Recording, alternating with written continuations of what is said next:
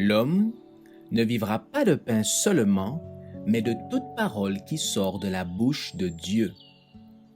Voici votre moment de méditation quotidienne.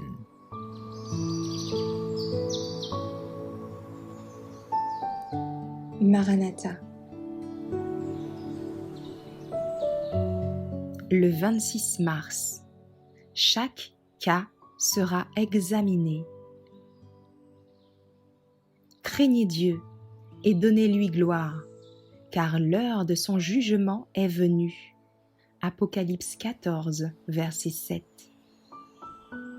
En 1844, notre grand souverain sacrificateur entra dans le lieu très saint du sanctuaire céleste pour commencer l'œuvre du jugement investigatif.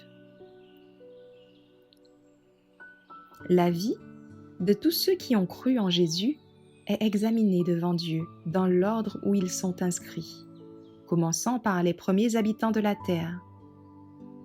Notre avocat présente les cas des croyants de chaque génération successive et termine par ceux des vivants. Chaque nom est mentionné, chaque cas est pesé avec le plus grand soin.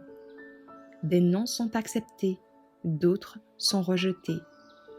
Quand un dossier indique des péchés non confessés, non pardonnés, le nom est radié du livre de vie et l'inscription des bonnes actions est effacée du livre de mémoire. Le Seigneur disait à Moïse : « C'est celui qui a péché contre moi que j'effacerai de mon livre. » Exode 32, verset 33. Nous vivons à l'époque du grand jour des expiations. Quand, dans le service symbolique, le souverain sacrificateur faisait l'expiation pour Israël, chacun devait se repentir de ses péchés et s'humilier devant le Seigneur, sous peine d'être retranché de son peuple. Maintenant, de même, pendant les quelques jours de grâce qui restent encore, tous ceux qui veulent que leur nom soit maintenu dans le livre de vie doivent affliger leur âme devant Dieu, ressentir une véritable douleur de leurs péchés et faire preuve d'une sincère conversion. Un sérieux retour sur soi-même est nécessaire. Au prix d'une guerre sérieuse, on parviendra à vaincre ces tendances mauvaises et à remporter la victoire, car cette œuvre de préparation est une affaire individuelle. Nous ne sommes pas sauvés en groupe. La pureté et la consécration de l'un ne sauraient compenser le manque de ses qualités chez un autre. Quoique toutes les nations doivent passer en jugement, Dieu examinera le cas de chaque individu avec autant de soin que si celui-ci était seul sur la terre.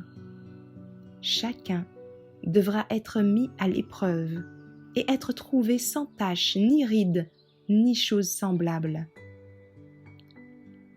Tous ceux qui seront réellement repentis de leurs péchés et se seront par la foi réclamés du sang de Jésus-Christ comme sacrifice expiatoire ont eu leur pardon consigné dans les livres.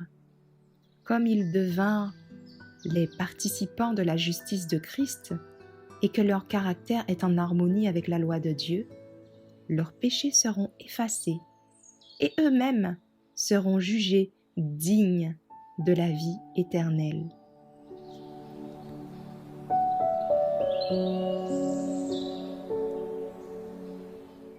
Merci d'avoir écouté cette présentation.